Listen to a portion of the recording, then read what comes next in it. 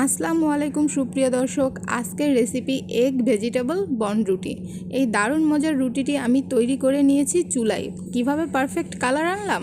হ্যাঁ, পুরো রেসিপিটি আজ আপনাদের সাথে শেয়ার করব খুব সহজেই।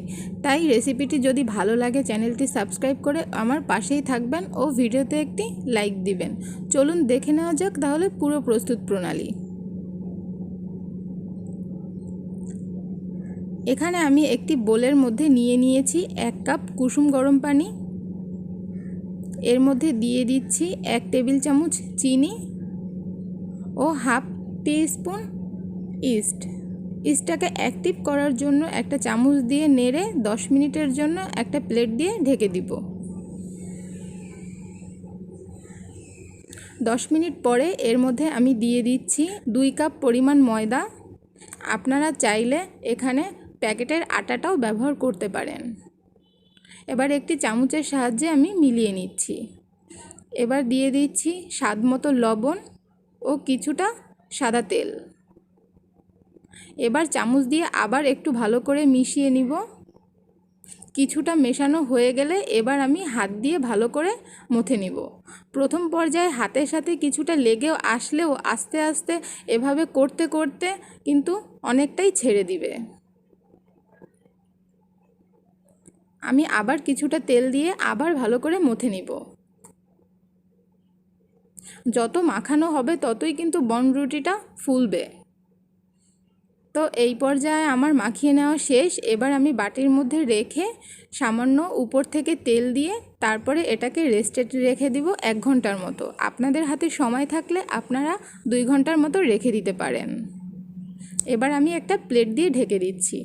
আর এদিকে আমি ভিতরের পুরটা তৈরি করে নিব। এখানে আমি গাজর কেটে নিয়েছি, ধনিয়া পাতা, টমেটো, রসুন, মটরশুঁটি ও পেঁয়াজ কুচি আর ডিম। এবার আমি একটি প্যানে তেল গরম করে এখানে দিয়ে দিচ্ছি রসুন কুচি। রসুনটা হালকা ভাজা হয়ে আসলে এবার দিয়ে দেব পেঁয়াজগুলো। পেঁয়াজগুলো নাড়াচাড়া করতে একটু নরম হয়ে আসবে তখন দিয়ে দেব ডিম। পেঁয়াজ পুরোপুরি বাদামি করে ভেজে নেওয়ার কোনো প্রয়োজন নেই। এবার আমি ডিমটাকে দিয়ে ভালো করে ঝুরি ঝুরি করে ভেজে নিব।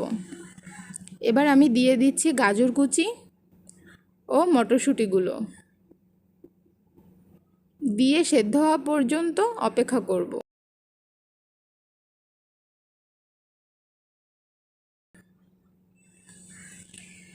এবার আমি দিয়ে দেব এর মধ্যে গুঁড়া মশলা। এখানে আমি দিয়ে দিচ্ছি হাফ চা চামচ লাল মরিচের গুঁড়ো, হাফ চা চামচ হলুদের গুঁড়ো, হাফ চা চামচ জিরার গুঁড়ো, হাফ চা চামচ ধনিয়ার গুঁড়ো আর স্বাদ মতো লবণ দিয়ে আবার সব কিছু একসাথে ভালো করে মিশিয়ে নিচ্ছি।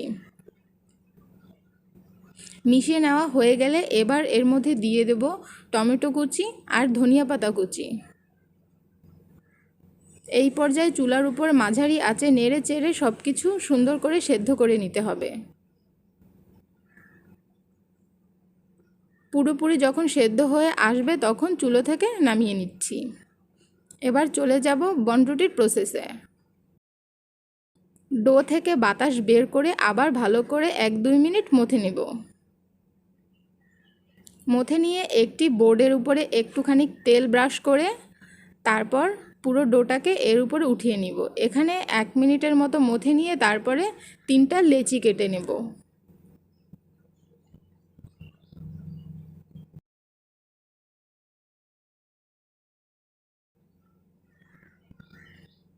এবার আমি প্রথমে নিচের সাইডের রুটিটা আগে বেলে নিচ্ছি। যদিও বেলাটা খুব সহজ না, যতই বেলতে যাব ততই রাবারের মতো এগিয়ে আসবে। এরপরে আমি একটি প্লেটের উপরে এরকম একটি খোলা প্লেটের উপরে রুটিটাকে নিয়ে নিচ্ছি। আপনারা চাইলে পিৎজা প্যানের উপরেও তৈরি করে নিতে পারবেন। আমার কাছে পিৎজা প্যান ছিল না, তো এটার উপরেই আমি তৈরি করে নিচ্ছি। তো গোল করে এটার উপরে দেওয়া শেষ। এবার আমি উপরের সাইডটা তৈরি করে নিচ্ছি। এবার নিচের সাইডের রুটির উপরে পুরো পুরটা আমি দিয়ে দিলাম। দিয়ে সুন্দর করে দিয়ে এবার আমি উপরের সাইডের রুটিটা এর উপরে দিয়ে দিচ্ছি। দিয়ে হাতের সাহায্যে ভালো করে চেপে চেপে সাইডগুলো সেট করে দিচ্ছি। এবার সাইডগুলোকে ঢাকার জন্য আমি এরকম দড়ির মতো বলেন বা সুতলির মতো বলেন, এভাবে আমি হাত দিয়ে তৈরি করে নিচ্ছি, যেটা আপনারা স্ক্রিনে দেখেই বুঝতে পারছেন।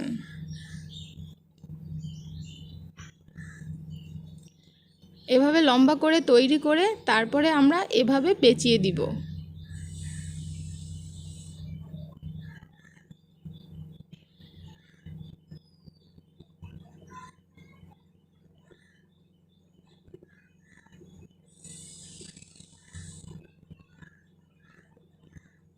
পেঁচিয়ে দিয়ে এবার এই রুটির সাইড দিয়ে এটাকে ঘুরিয়ে লাগিয়ে দিতে হবে।